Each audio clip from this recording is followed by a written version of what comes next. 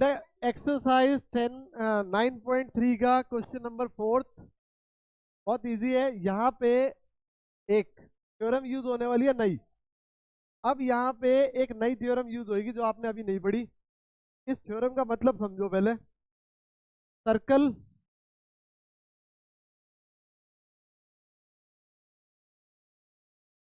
Theorem का मतलब समझो बेटा।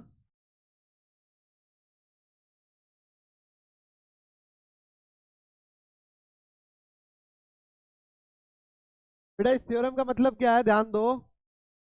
सर्कल के ऊपर कहीं एक टेंजेंट है बेटा, हम मान रहे हैं ये टेंजेंट है। ध्यान दो, ए बी एक कोड है, ठीक है। कोड से अगर एक एंगल यहां बन रहा है,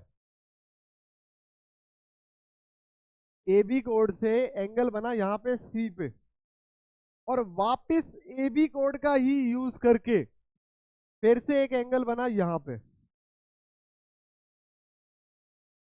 फिर एंगल सी और एंगल डी इक्वल होंगे, ठीक है। ए बी कोड से बनने वाला एंगल सी और वापस ए बी कोड से बनने वाला एंगल डी इक्वल होंगे। अब आप यहां पे एक वर्ड और भी बोल सकते हैं। ए बी कोड बोला अभी आपने, ए बी से बनने वाला एंगल सी और ए बी से बनने वाला एंगल डी। कई बार इसको ऐसे भी बोला जाता है, ए बी आर्क से, ए बी आर्क से बनने वाले एंगल सी तो ए बी आर्क से बनने वाला एंगल डी आपस में इक्वल। थोड़ी देर पहले आपने क्या पढ़ा था, थोड़ी देर आपने पहले आपने ये पढ़ा था वो भी समझो। आपने बोला ए बी आर्क से सेंटर पे बनने वाला एंगल डबल होगा ए बी आर्क से सेंटर सर्कल के ऊपर बनने वाले पॉइंट के। थोड़ी देर पहले आपने जो 1 2 3 क्वेश्चन में अप्लाई की थ्योरम वो ये थी, ए बी आर्क से सर्कल पे बनने वाला एंगल डबल होगा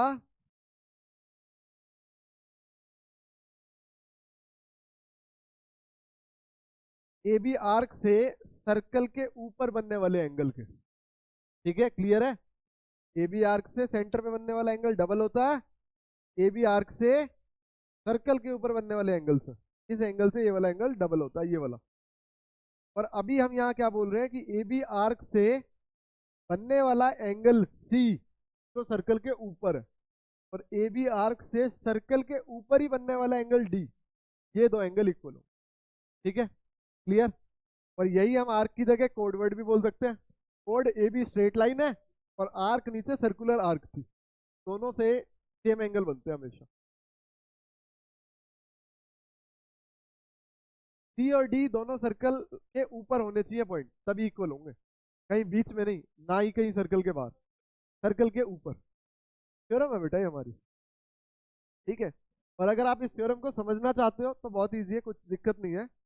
ट्रायंगल एबीसी, ट्रायंगल एबीडी, दोनों ट्रायंगल आपस में कॉन्ग्रुएंट होंगे, इस वजह से एंगल सी और एंगल डी इक्वल होंगे। जिसमें ए बी लाइन क्या होती है, कॉमन होती है। बेटा हम 3 क्राइटेरिया ढूंढते हैं और दोनों को हम इक्वल कर देते हैं, ठीक है।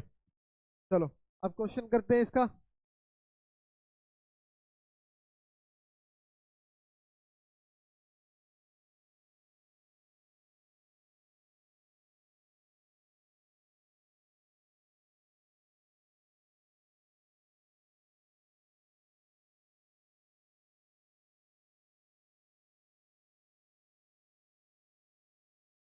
ध्यान दो बेटा, क्वेश्चन नंबर 4 क्या कह रहा है। कह रहा है in the given figure 10.38 A B C, बेटा ए बी सी 69 है। ध्यान दो बी तक का ये वाला पार्ट,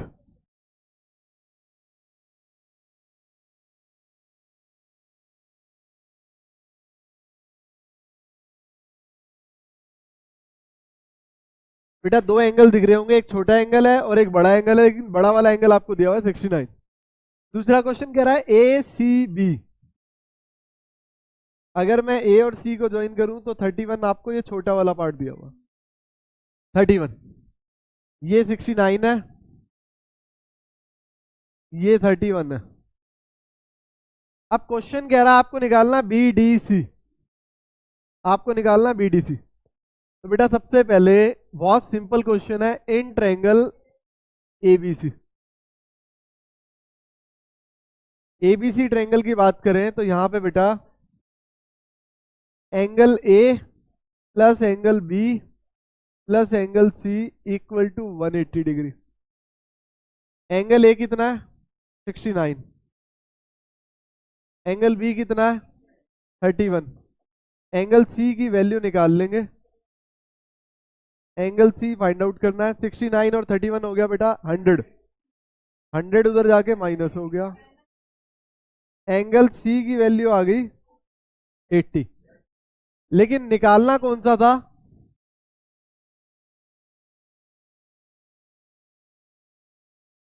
अच्छा बेटा ये A की वैल्यू नहीं है, ये B की वैल्यू है।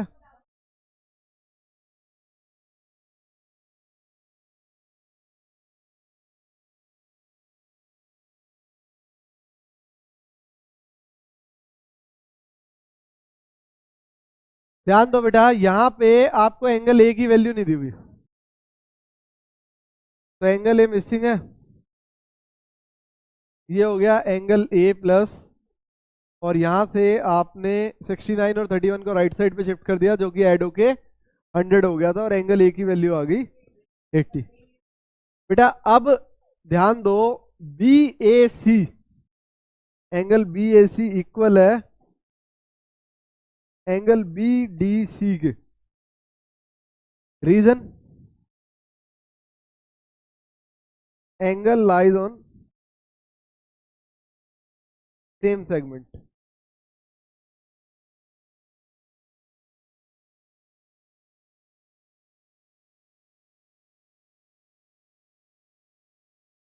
बेटा दोनों एंगल सेम सेगमेंट से बन रहे हैं, ध्यान दो। BC कोड से बनने वाला एंगल A है और BC कोड से ही बनने वाला एंगल D है। तो कल आपको बताया था ये दोनों इक्वल होते हैं।